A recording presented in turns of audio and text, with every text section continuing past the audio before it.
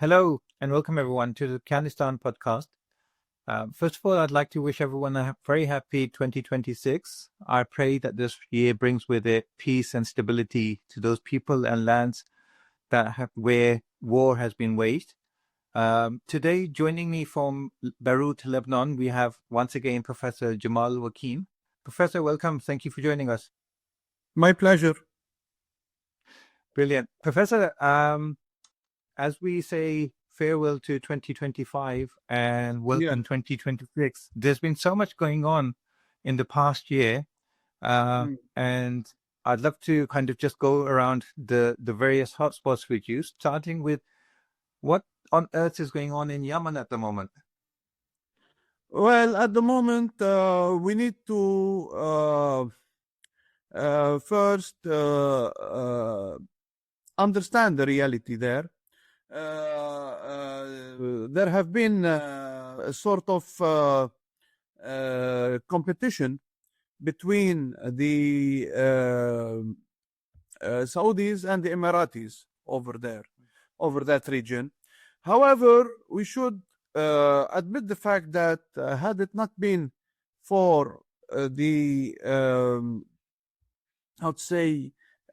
support by Israel and by the United States to UAE, we would have never witnessed the growth of and this incremental growth of the influence and role of UAE, which has been witnessed in various parts. So we see that there is the UAE is trying to play a role in the Western Indian Ocean. It's also trying to be on good terms with both Israel and India and play a pivotal role against China and the Road and Belt Initiative as being part of this Indian, Middle Eastern, European corridor. It has also tried to invest heavily economically and geopolitically in South Caucasus region and in Central Asia, in addition to the Golden Horn, what's going on in Sudan. And now it's trying to invest in artificial intelligence, infiltrate the artificial intelligence and the digital sphere in Africa. All these roles would have couldn't be possible had it not been for the fact that Israel is benefiting from UAE and is using UAE as a buffer in order to infiltrate all these regions. Of course, the Israeli agenda in the region is to divide and rule. To divide all Arab countries and, if possible, also Islamic countries, mainly Iran now, because Israel is preparing for a second round against Iran. So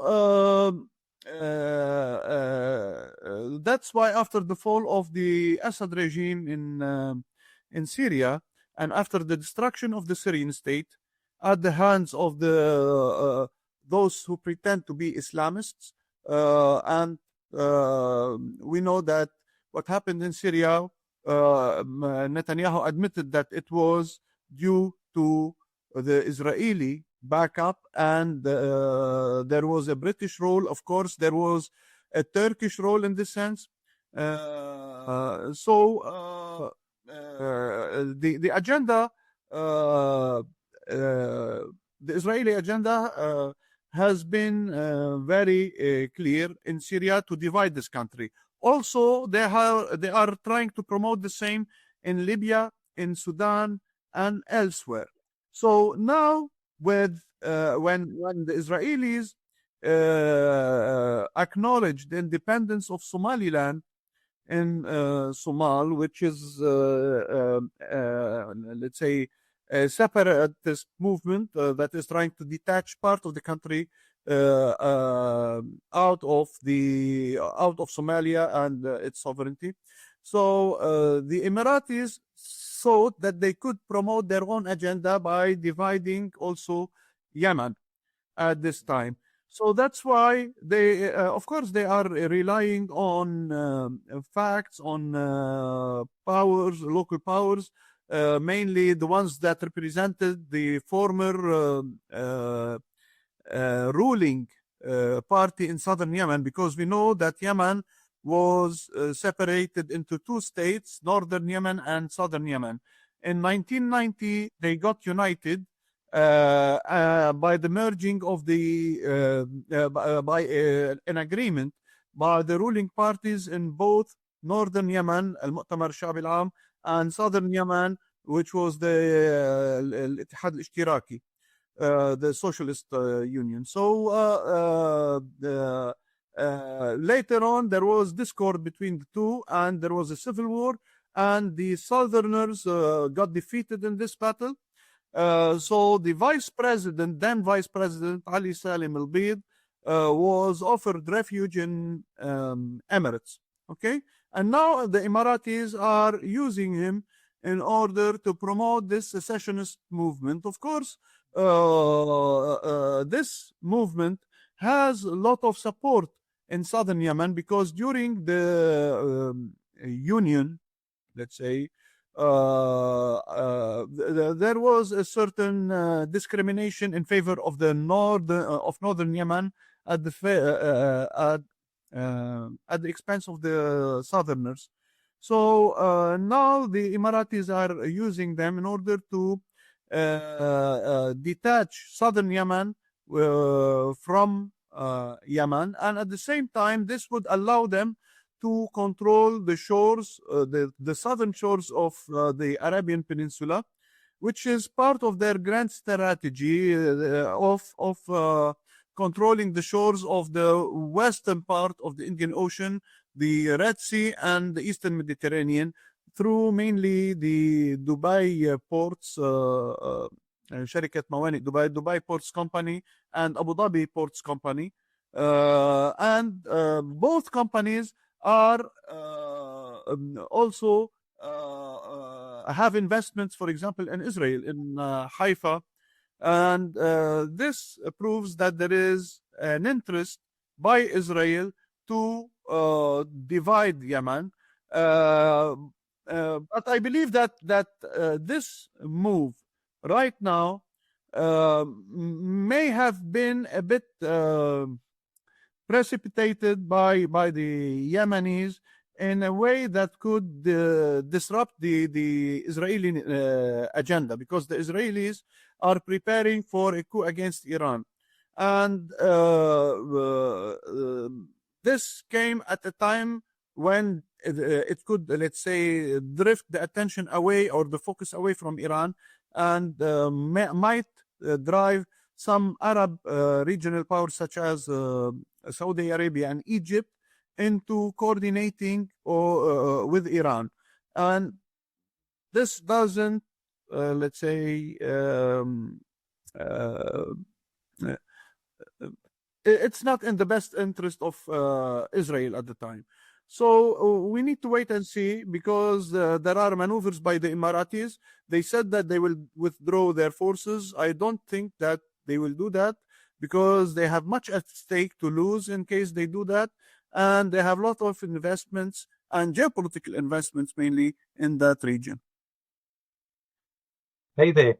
I hope you're enjoying this episode. Let me just take a moment to introduce our sponsors for today. This episode is kindly being sponsored by the Worldwide Listings Company Limited, or WLC for short. WLC is a complete A to Z Amazon account management service. So if you're looking to start an e-commerce business, or you already have a business that you want to take to the next level, then get in touch and WLC will be able to help. Just for transparency purposes, let me also mention that WLC is a company that I firstly created and am a director of. So when you get in touch with WLC, you will be speaking with directly myself or my team, and we very much look forward to speaking with you to see how we can serve your needs. Thank you. And with that said, let's get back to the episode. I think you're absolutely right. In the past, we saw that UAE and Saudi Arabia were really strategically aligned, and they used to kind of step in the same direction, um, kind of planning, have similar outlook on world events. But increasingly, we're seeing that their interests are diverging now. And increasingly, it seems like UAE's interests are aligned with Israel. And as you say, I think UAE is happy to be a pawn in the hands of USA and Israel. Um, but I think it was very interesting the fact that how Saudi Arabia reacted against the is it STC, the forces in Yemen, how Yeah. they were how they were kind of expanding their control in south of Yemen. And I don't know if UAE didn't kind of foresee the reaction that Saudi Arabia is going to have, but the reaction Saudi Arabia had was very immediate and very decisive, because they didn't kind of go to United Nations or they didn't have a conference. They went straight to a military attack, and they gave a 24-hour notice to UAE to get the hell out of there. And it seems like one of the reasons that Saudi Arabia's reaction was so kind of harsh and so immediate was because what happened in that Somaliland, where Israel recognized the government in Somaliland. And I think from there, Saudi Arabia saw a threat of Israel interfering in Saudi Arabia's backyard, which, as they see it, which is Yemen. So I think you're absolutely right. I think the role played by Israel was very decisive in how Saudi Arabia reacted, and I think UAE didn't see that coming to some extent. Well, I believe that Saudi Arabia reaction was driven mainly by anger, because they got irritated by the fact that a former subordinate power, such as UAE, is rebelling against their will and driving its own policies in a way that could damage the national security of Saudi Arabia. However, I believe that if we take the balance of power between the two countries, of course, it's in favor of Saudi Arabia. However, UAE benefits from Israeli backing, from Israeli technology, especially in terms of artificial intelligence, and from a wider, let's say, economic network on a global scale. And this came with the support of the Israelis, who have a lot of leverage on the international financial system, we know that, and at the same time through the backing of the British, the traditional backing of the British. In addition, the Israeli strategy throughout the past decades was based on dividing and destroying big Arab states. And too bad the Saudis played into that strategy without knowing it. First, by supporting the destruction of Iraq, the invasion of Iraq, the first and second invasion of Iraq in 1991 and then in 2003. Then they played a role in the destruction of Syria. Okay, they played a role in, let's say, besieging Egypt. And now that Israel have achieved much of its strategy, which is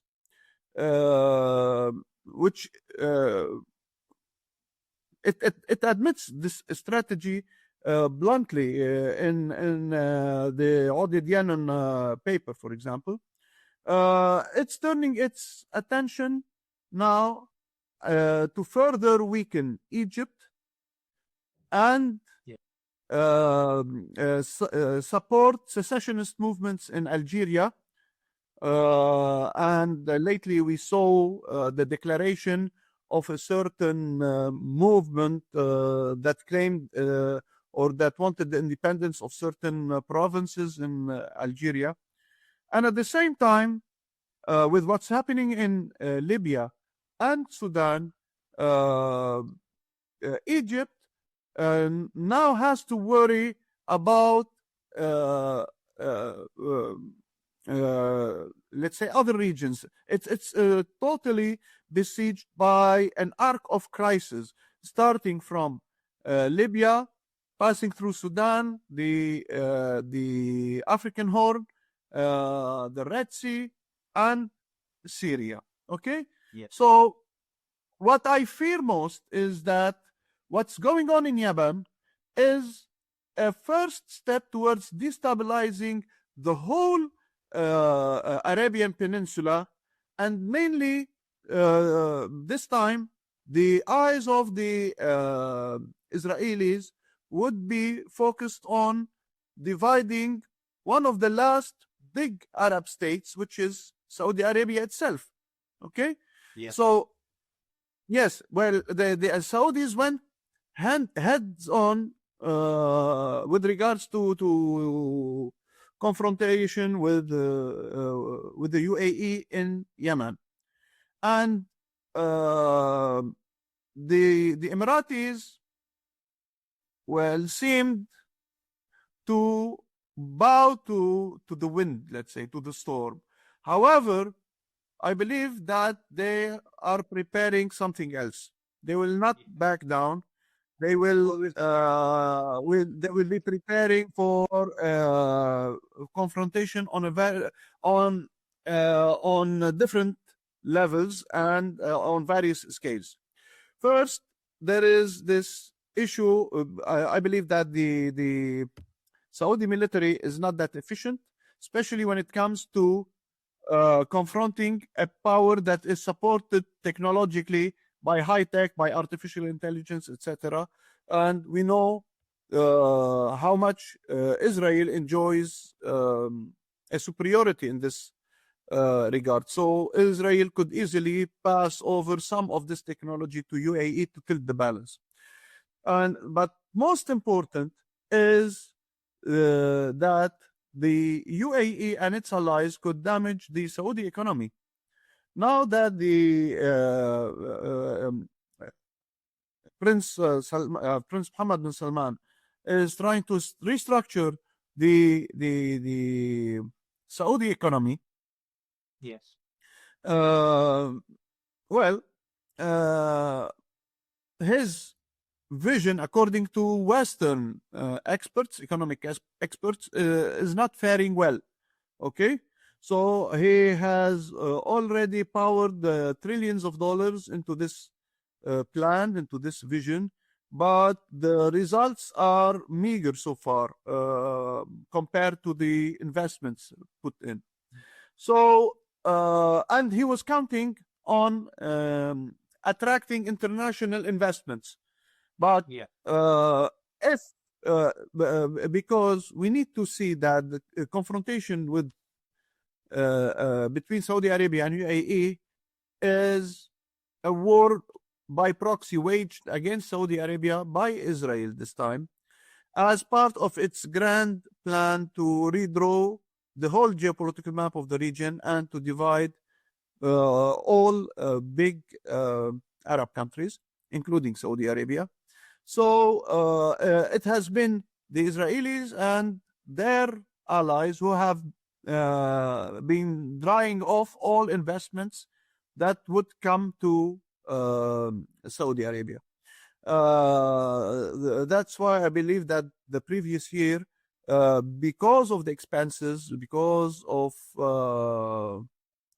let's say the inefficiency of handling this grand plan, this kingdom's vision, there was the budget was postponed on one hand, and at the same time there were many expenses that were cut off from the budget because they could the Saudi let's say economy could not sustain all these expenses. Well, the Saudis now are trying to mend fences and rely on the Pakistanis, for example, and this could help Saudi Arabia to a certain extent. However, in case Israel succeeds in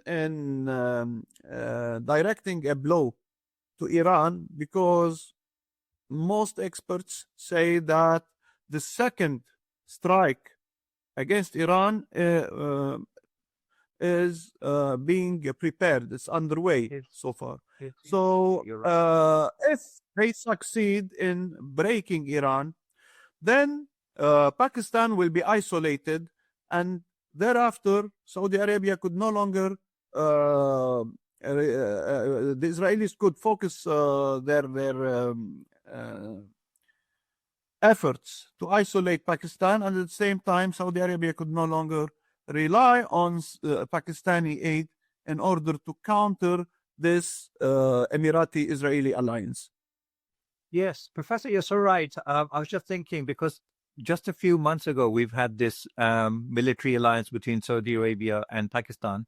And at the time, there were some people talking about whether that alliance is geared against Iran or against Israel. Where is Saudi Arabia seeing the threat from? But I think now it's very clear that Saudi Arabia was threatened by Israel, and it kind of foresee some of these things that were taking place. And it's very interesting. I'm not sure if you read, but recently the president of UAE was in Pakistan and came almost without notice. Yeah. No one knew that he was about to come to Pakistan. He came, no one knew why he's there.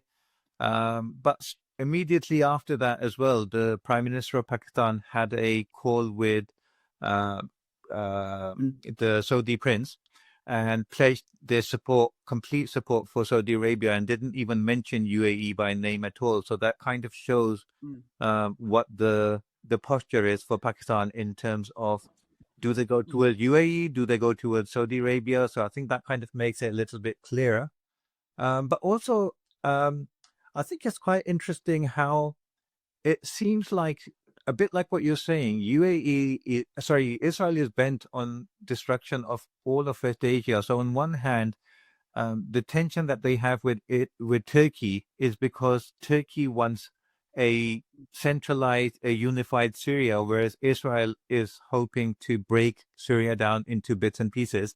And they're doing exactly the same thing, or they're hoping for exactly the same thing in Yemen. So Saudi Arabia wants a kind of united Yemen, just because it's easier to control for Saudi Arabia and it brings more stability, whereas Israel is hell-bent on dividing it in 2 or even 3 pieces. So I think it's very interesting that recently there's been some rapprochement, not just between Saudi Arabia and Iran, but there's been some getting together between Turkey, Iran, and Saudi Arabia. And I think that's all kind of geared towards this whole threat coming from Israel and UAE. Well, I agree with you, but we need to, this is to a limited extent, because Saudi Arabia cannot go far in its relations with Iran in order not to jeopardize its relations with the United States. True. And same applies to Turkey, too bad, because Turkey, under Erdogan, has been dancing with the devil for too long, since the coming of Erdogan to power, okay? And had it not been for the Turkish role in backstabbing Syria, we would have never seen the destruction of Syria, the collapse of the regime in Syria, and the destruction of Syria.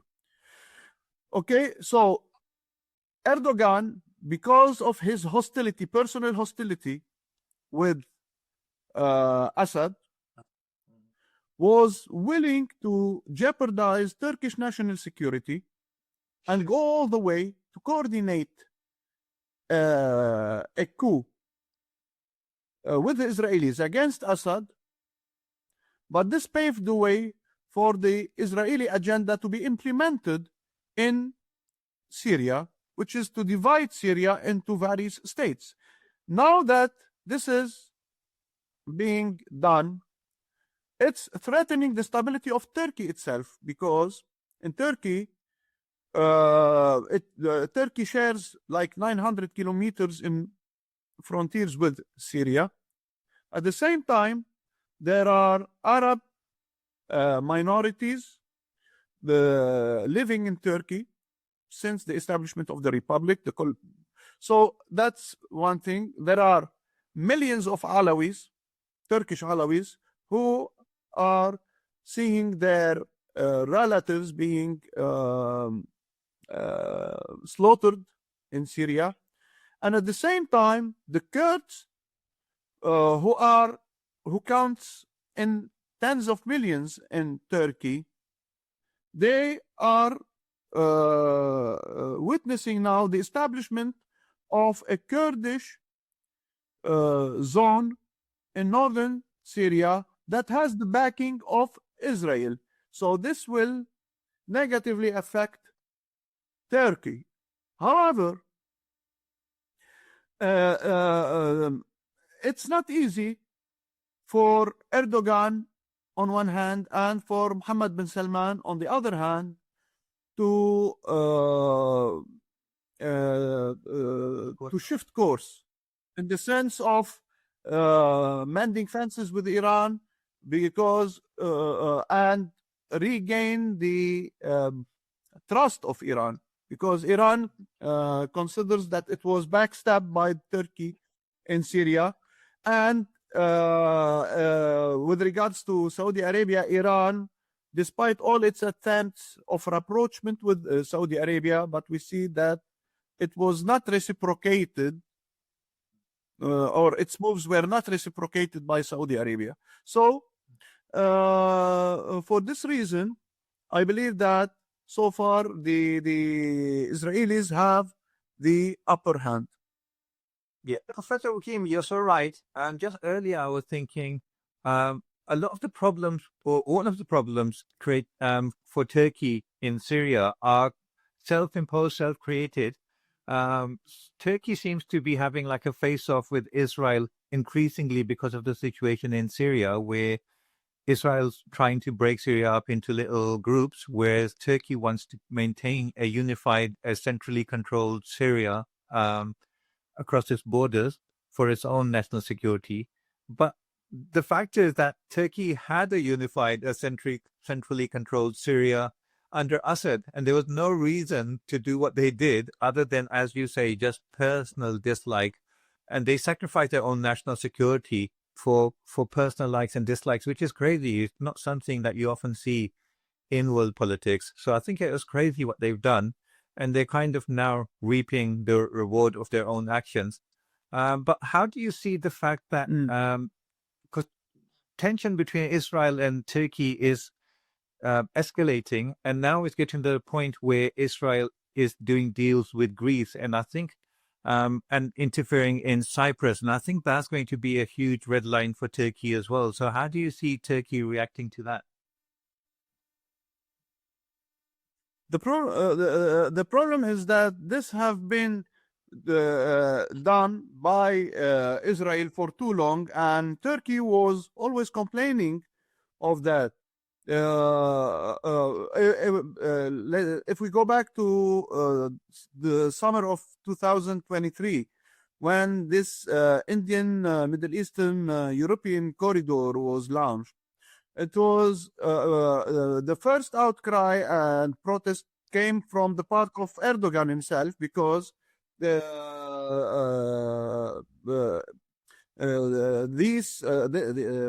corridor would get linked to Europe through the ports of Piraeus, Messina, Piraeus in Greece, Messina in Italy, and Marseille in France, bypassing all Turkish ports. And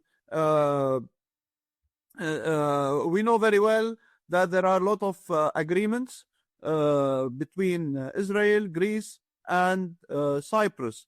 So if we look at the map, this would prevent Turkey from having an easy access to the East Mediterranean.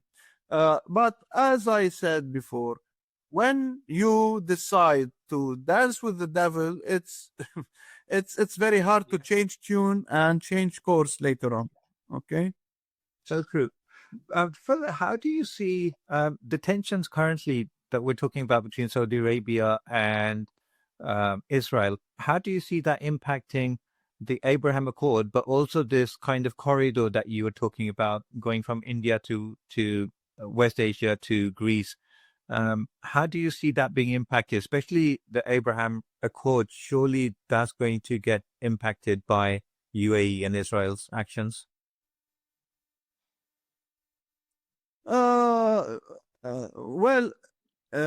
Saudi Arabia cannot but bow to the American will.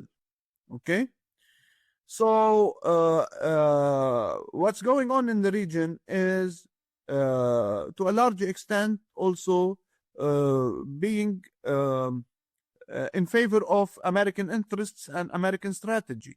So that's why I believe that there is little that Saudi Arabia could do to, let's say, jeopardize this line, this corridor, because this corridor is mainly an American corridor before being an Israeli or Indian corridor. And it's meant to block a segment of the Road and Belt Initiative launched by China almost a decade ago. Yeah. Also, you've mentioned a couple of times the possibility of Israel attacking Iran again, and it does seem increasingly that Israel is getting ready for that and trying to convince Trump to again back them up. Do you see a real possibility of that, and how do you think that's going to pan out? Surely, if that happens again, they'll have to have somewhat of a different strategy, but because if they do the same thing again, they'll get the same result again, in which they get plummeted by Iranian missile attacks as a retaliation. So what is the thinking in Israel? How are they going to approach this time around, do you think?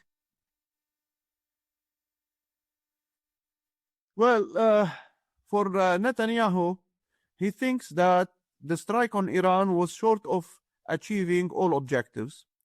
So that's why, for someone fanatic like him, he will try again. And they are counting on various factors that are going on right now. First, there is an economic crisis, and we have seen protests in various parts of Iran in the past few days. Of course, maybe these demonstrations were exaggerated by Western media, and maybe the economic situation, let's say,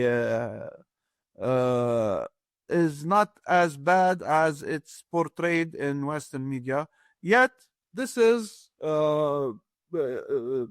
and of course, it has its local reasons. But I believe that there is an Israeli hand in this regard in order to weaken the internal front in Iran. And a few days ago, prior to Netanyahu's visit to the United States, there was one of the biggest cyber attacks on Iran. And this could be understood as a drill to see the capacities of Iranian cyber defenses on one hand, and to see if it would be possible to make breakthroughs in these in the cyber system in Iran.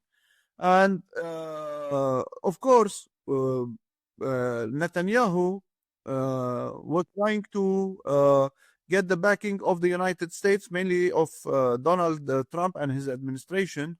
And what is alarming is the fact that he had a separate meeting later on with the U.S. Minister of Defense. So this could give a sign that there might be something being prepared or getting prepared against Iran. Because on the strategic level, if Netanyahu doesn't complete his, let's say, plan, all his achievements could get eroded with time. And we know very well that Iran is the master power in playing on time and on the factor of time. So this is one thing. Another thing is there is a concern for Donald Trump is that if Netanyahu strikes again and fails, it will intensify the erosion of the geopolitical achievements that have been achieved by the United States and Israel over the past 2 years. So there are a lot of factors at stake to be taken into consideration, but I believe that there is a high probability of a second strike against Iran. I think you're so right. I was thinking initially that maybe Israel will use Azerbaijan to a greater effect this time round. Obviously, they used Azerbaijan last time as well as a backdoor to Iran. But now with all of this tension with Turkey, Azerbaijan is probably going to get neutralized and maybe not side so much with Israel just because Turkey is going to... I believe... look.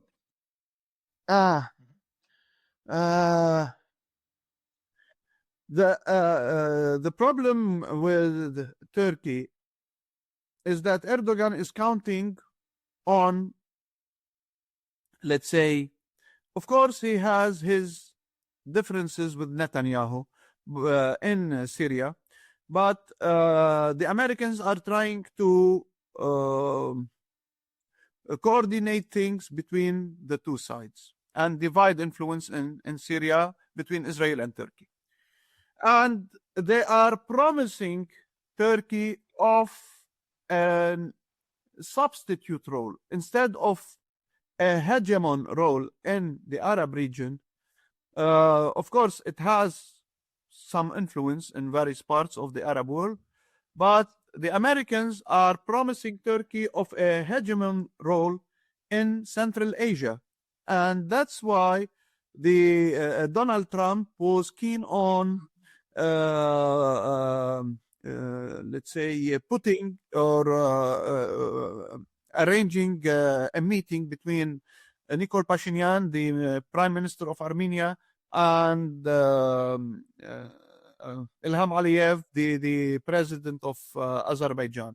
And there was an agreement that sacrificed some of Armenia's territories in order for a corridor to pass from Turkey through Armenian lands to Azerbaijan, and with an eye on Central Asia. So for this reason, I believe that Erdogan is continuing his coordination despite some disagreement in Syria with Netanyahu, but they are still coordinating their steps and moves with American help. And in this case, Azerbaijan will be again a stepping stone for Israel to strike deep inside Iran. On the other hand, we need to see what would be the Iranians prepare. Okay. Of course, we're trying to see things from the side of the United States, Israel, Turkey, and their allies. But on the other hand, the Iranians are very secretive. And especially after the June blow, they have been more attentive in their moves. So extending American influence into Central Asia would jeopardize and damage the national security of Russia, China, and Iran. So Yes. I would, regarding Russia, it's bogged down in the conflict in Ukraine, and it might not seek to jeopardize its good relations with the US president for the time being. But regarding China, there have been a lot of news saying that China has been transporting a lot of military hardware and sophisticated, let's say, technological weapons and systems into Iran, and to the extent that the Israeli government protested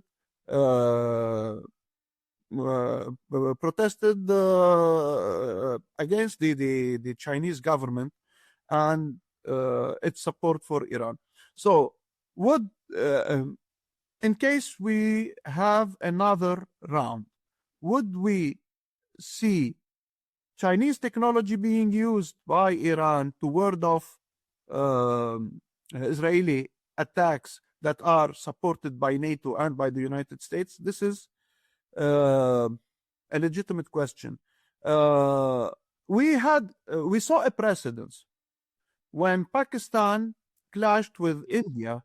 It was Chinese technology that gunned down the Indian Rafale, for example. So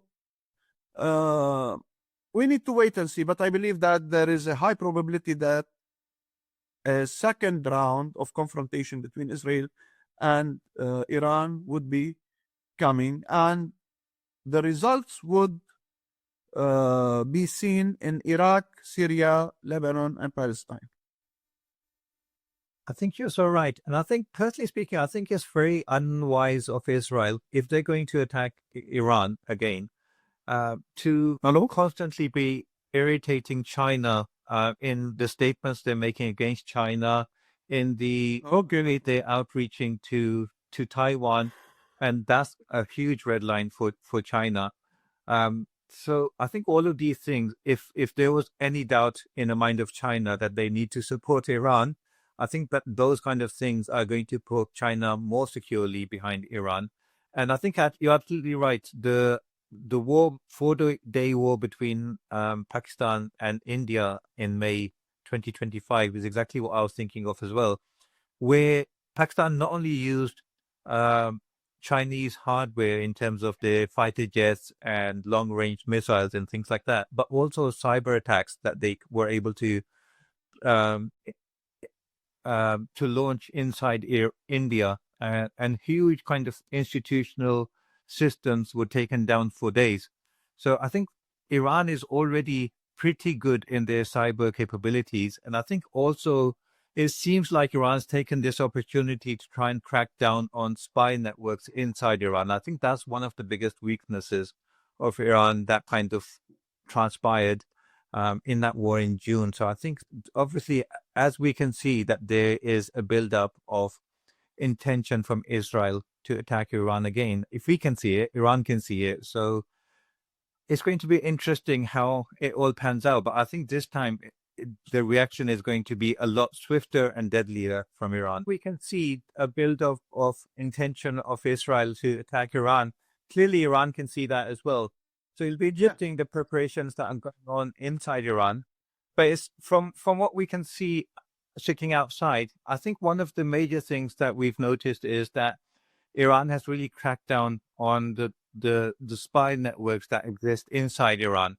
And I think if Iran can eliminate the majority of those and blindside USA and Israel on what's happening inside Iran, I think that's going to be a huge factor in what happens in days to come.